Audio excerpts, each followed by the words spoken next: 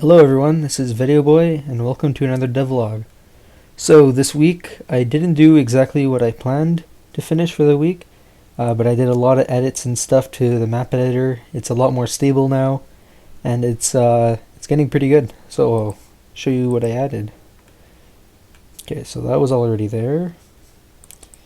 So let's open up a map. I have a nice big map here. Alright, so one thing I added is last week, if you hold space down and you move the map, it would be kind of glitchy. Right now it's a bit slow because I'm running a recorder and everything, but it's completely smooth. It's a lot better than it used to be. So that's new. And I added a bunch of new tiles. So I added all the fence ones, basically all the tiles that I had in the tile map that I was showing you guys there with the little island and demonstrating the trees and stuff when they first came out. There's all the dirt and everything. Alright, I also added the elements layer. So now you can add trees and stuff. You can add trees. So it's basically a layer on top of the tile layer. And if you don't want to see them for a couple of minutes or whatever, just do some edits. You can just do that, and go on the tiles and just edit some tiles in here. It's being a bit laggy because of the recorder. And then you show it again, and then they display under. You also have the bucket fill. So for the tree, so you want to fill out this region with trees.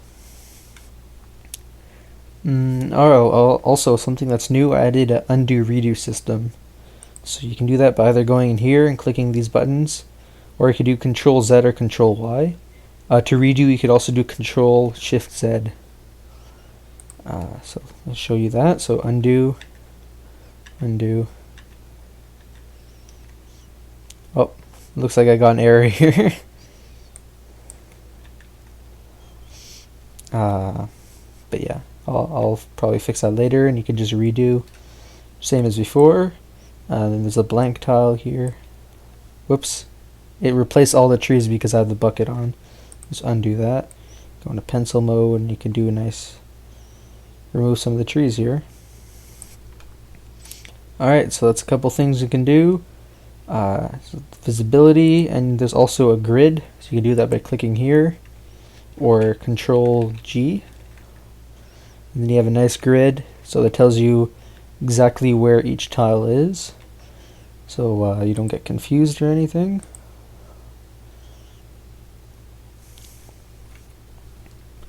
Also added a couple more things for if there's invalid tiles. So the way that works is it checks your asset pack, and if one of your tiles is invalid, if it's not in the asset pack, it's going to show up as an X. So I'll do a quick demonstration for that. So let's go in the asset pack. It works with trees also. And the default one, we'll just do tiles for now. So as you can see, this is how the asset packs are loaded now. So you have an asset pack folder. These are all the asset packs. I created 2 just for a test. Then you have the asset pack configuration. So in here you have a description of the asset pack, the version of Archipelo it works with, and the priority. So the priority, what that does is it goes from 0 to 4, and 4 is the highest. So just say you and another asset pack have a tile with the same ID.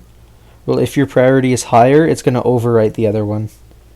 So that's just a good trick. Okay. So this is the basic tile set. So each asset pack can have as many tile sets as it wants, just to organize it. I put mine all in one just for now. So let's just say we remove wood plank. So put those dashes there. If you press F5, it should reload. Alright, so wood plank is not here anymore. Oh, actually, wood plank was a bad example, because there is no wood planks in the map. Let's do something more noticeable. Let's do dirt.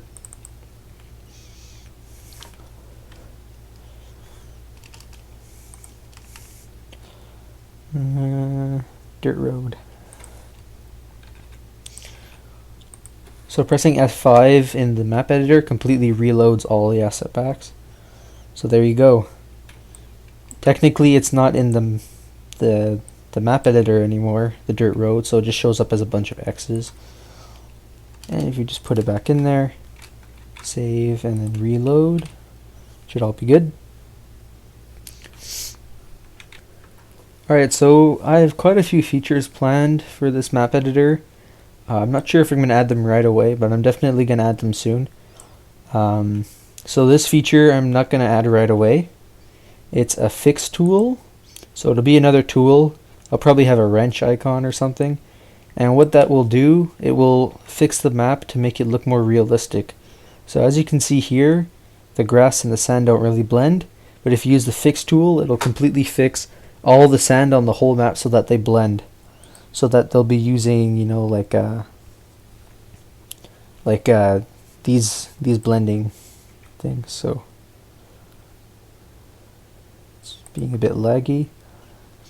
It will completely automate this whole process here of blending them together, just like with the water and the sand here, or you even see that with the dirt road. So it'll do that completely automatically because it takes forever to do, especially for big maps like this. It takes forever to do it tile by tile, so I'm going to add that soon. And I'm also going to add a collision array. So what that's going to do is before you save the map, you need to recalculate all the collisions. So every tile that has collision, like the rocks or the bottoms of the trees, will tick in the collision array saying that that tile area, the player cannot pass through it. So the good thing with that is I can, if I want to really, I can allow the player to walk through trees and stuff like that, but only specific ones. So it opens up a lot of possibilities for the map. So I think it'll be pretty cool. I'll even do some sort of condition thing. So like, just say there's a special region here, and here there's a block, an invisible block, and people can't pass through there. Just say if their level is less than 5. But if their level is more than or equal to 5, they can just pass right through, but if it's not, they can't. So it opens up a few possibilities like that.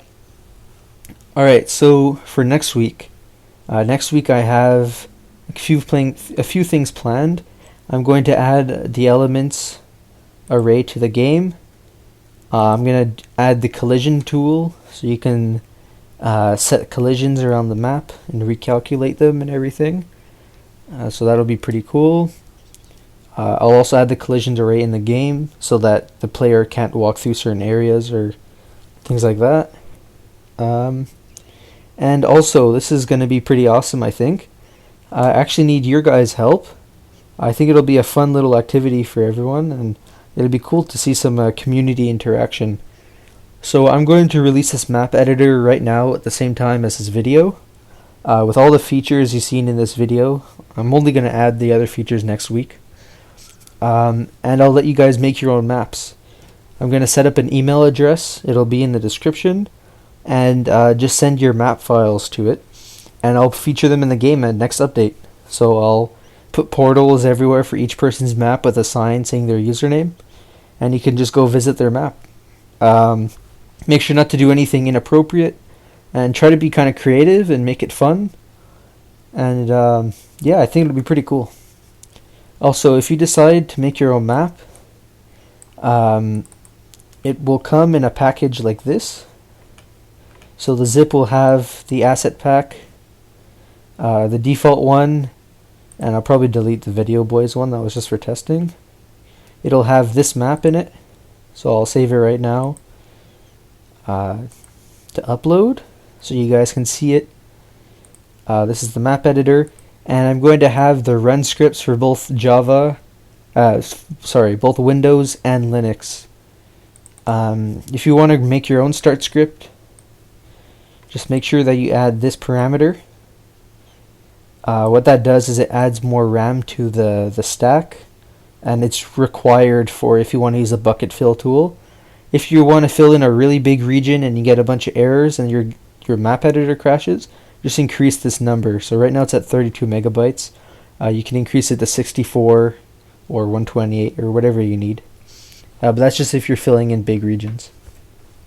Anyways, thanks for watching. If you're going to make a map, just comment below. I'm curious to see who wants to make maps. And send them in the email address. That'll be in the link. There will be the email address in the description. So thanks for watching. See you guys next time.